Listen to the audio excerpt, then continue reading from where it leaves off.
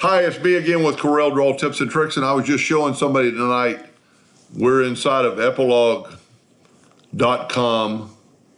Well, you know what? Let's just go there from the start. Let's just go to Epilog.com. So you've got to open Epilog.com, and it talks about their lasers, services, support, but resources, sample club. Now we're looking for a particular sample out of wood, so I'm going to go to wood, and they were actually looking for a gun stock checkerboard, checkering, and here it is right here. So when you download this file, you get this. And matter of fact, you get this. This is the way it looks. That has been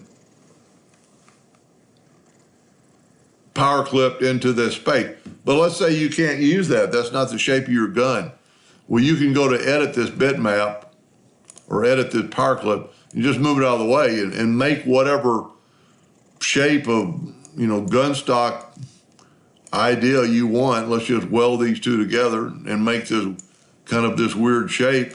Then grab that, go up to object, power clip, place inside frame, and you get that same checkerboard into that. Now, I have had some other people with other type lasers have trouble with power clipping going outside their item.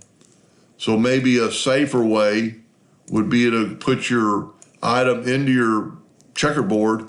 So select both of them and go right here to intersect. And that will put it in there, and you could actually use that over and over and over and over and over. This way you know for a fact, I think with any laser brand, that you, I'm gonna just kind of,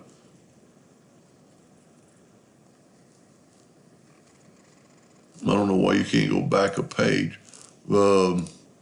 But anyway, there's proving, well, also the power clip would do the same thing, but you've got a yellow background, so there's nothing behind it. So you can always use intersect, because I don't really like power clipping, because it's always kind of going to be there.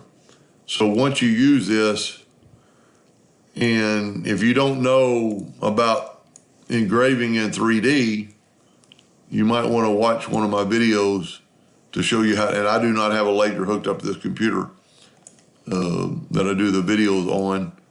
And this is outstanding how it works out. Somebody took a lot of time to draw it, and it engraves really, really good.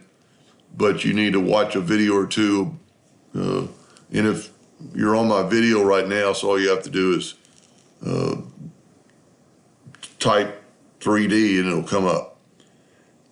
Anyway, hope that helped a little bit. Thank you for watching.